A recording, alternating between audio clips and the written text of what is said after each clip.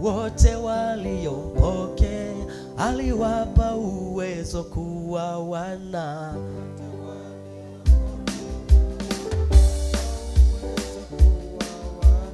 Wote waliompokea aliwapa uwezo kuwa wana.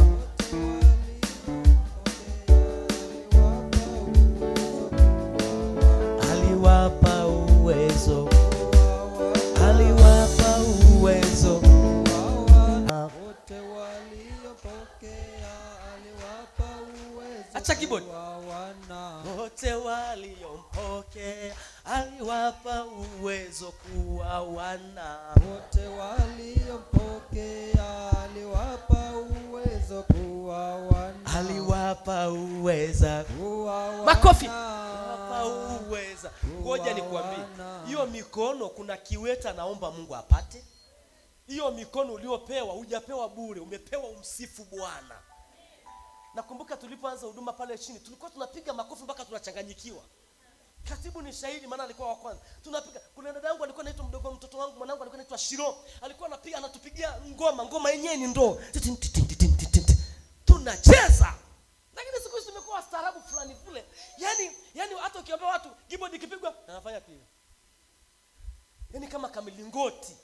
Mama Joyce ni shahidi. Tulikotoka kwenye wokovu, watu wenye Roho Mtakatifu wakiambiwa wasifu ni kusifu kweli. Lakini leo watu wakiambiwa tusifu utafikiri ni milingoti iliyosimama ambao hapa kuna vitu. Jamani, kanisani pia ni mahali pa Mungu wetu sio kikongwe, Mungu wetu sio mzee, anahitaji kuchezewa, anahitaji kusifiwa. Na kinacholeta shida hii, hatuna roho. Tunakuja kanisani na mambo yetu. Unajua unataka nikwambie asema Bwana. Wakati mwingine nikujenge. Sawa jamani? Amen. Sawa jamani? Amen. Mwingine ukimwambia saa ya kusifu, mtu mwenye Roho Mtakatifu akifika ibadani utashangaa anasikia ndani, hivi saa ngapi tutasifu? Halafu anasikia uwepo unashuka. Akiambiwa nyanyua mikono tumwabudu Bwana, unashangaa anazama. Maana huku ndani ana connection na baba yake, ana mawasiliano na baba yake. Kuna wengine ukiwaambia haya nyanyua mikono tumwabudu Bwana, anaanza sasa na yule mpenzi wangu. Sasa namdai fulani. Asi aliniumiza huyu mtu. Nadaiwa. Anawaza. Najua nimekuja kanisani sijafungia banda la kuku. Ifatamaliza ibada saa ngapi? Mtu mwenye Roho Mtakatifu haendi kanisani, angalia muda. Akienda anamwambia Mungu, nimeacha kazi, nimeacha kuku, nimeacha kila kitu, nakupa moyo wangu, sema na mimi.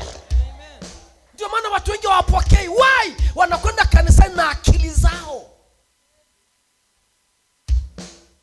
Mtu mwenye Roho Mtakatifu hasubiri pasta aanze kuomba. Kitendo cha kuingia kanisani, rimama shokoraba, ribaba sakraba shanda, katika jina la Yesu. Asante kwa kunifikisha kwenye madhabahu Bwana. Naibeba hii madhabahu mikononi mwako. Naomba neno litakalo kuja liwe la kwangu. Nihudumie Bwana leo. Nateka yanga, nateka viti. Bwana tembea leo. Unashangaa kama Roho Mtakatifu atakaa ndani ya watu, hata aje ndiye akiingia atadondoka mwenyewe, atakufa mwenyewe. Lakini sasa unakuta kanisa unaloliongoza watu wote kila siku kanisani ni vilemavu. Yuzi alitamka nabii nikapokea. Leo atatamka nini tena? Lini wewe utakuwa msaada kwa wengine? Lini wewe utawaombea wengine? Lini wewe utaombea ibada? Lini wewe utakuwa baraka? Lini utawazaa wengine? Lini wakoke waje kwa Yesu? Lini utamwambia kijana anayeelewa Mungu anakupenda, njoo kwa Yesu? Nakumbuka nilifanya kazi kwenye mlima nikiwa hapa Aga Khan. Mlima nilikuwa na ndugu alikuwa anaitwa kana Masafu akina Angoni, jina samani kama nitataja jina la watu, ndio majina yalikuwa yanatumika milimani. Tunalima mashamba, unakuta mimi nimeokoka, unashangaa wanafanya vituko vya ajabu. Ikafika mahali wananitukana, mlokole gani? Lakini kaonyesha Yesu. Kulikuwa na mtu mmoja anaitwa Brian, alikuwa kama mwenye ndio manager fulani wetu. Sasa nikasimama na Yesu pamoja na kuwa kazi ni ngumu, pamoja na kuwa tunafanya kazi na watu ambao hawajaokoka, bado sijamsaliti Yesu, bado nilimbeba Yesu, bado. Wakaniita kila jina, wao mlokole. Ikafika mahali jina naloitwa mlokole, nikasema potelea mbali. Potelea? Lakini Yaani mpaka leo. Mpaka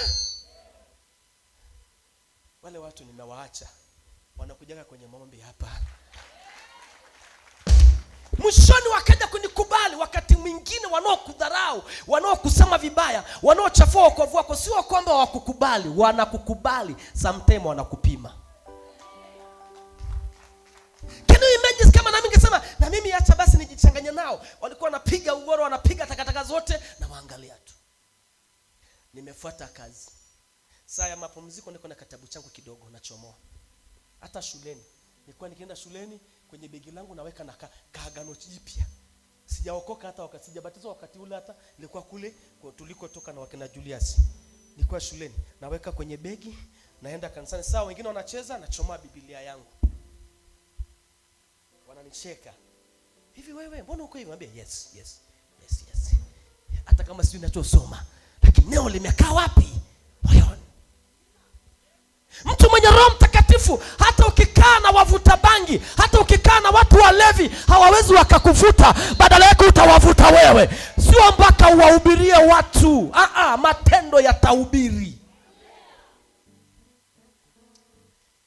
Fikiri wewe ukasimama kwa nafasi yako, akasimama kwa nafasi yake, kanisa litaongezeka mara 10.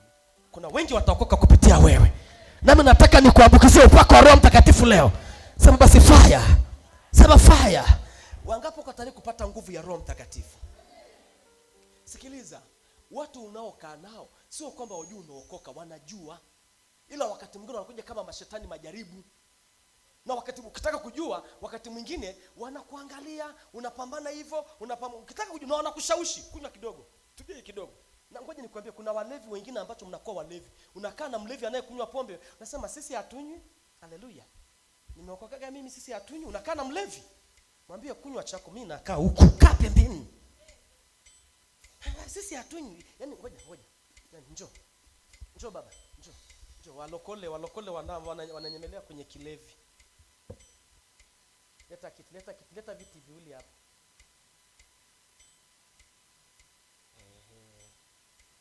Leta viti hapa. Leta kiti yangu moja.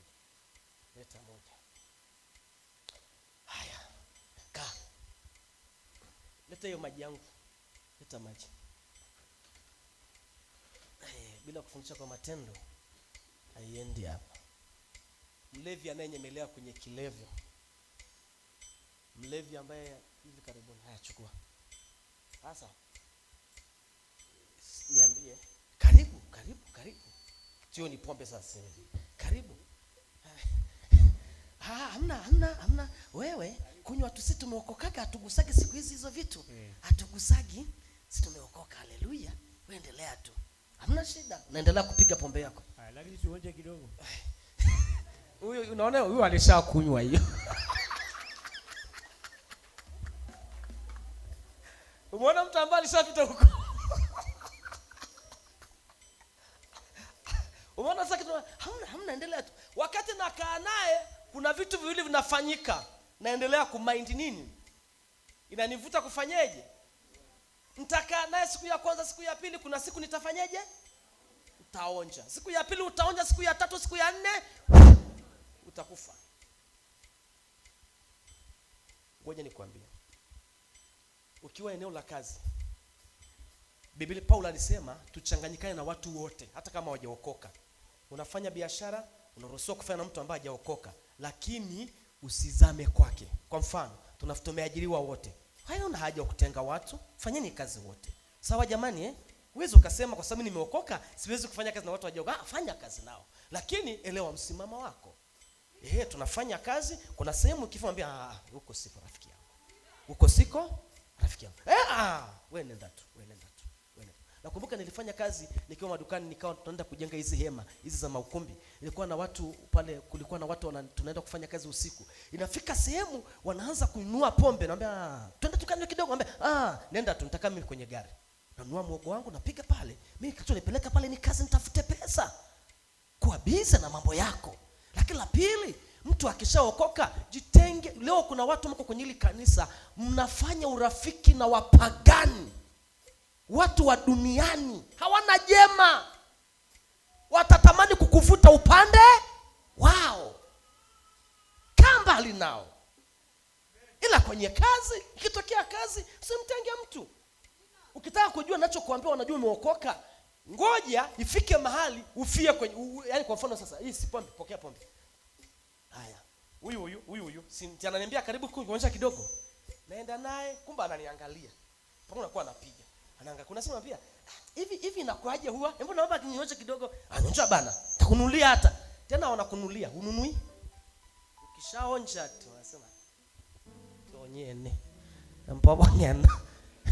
Siku ya pili, siku ya tatu, ukishadumbukia anasema utashangaa wakati sasa hiyo sasa na unaenda kuomba ununua kwa nguvu. Unashangaa na kuambia, tulifikiriki utasimama kwenye wokovu kumbe hamna kitu. Ningekufuataga lakini hamna kitu. Wanakugeuka kuonyesha kwamba wewe ni nuru. Hata kama ukubaliki, simama hivyo hivyo.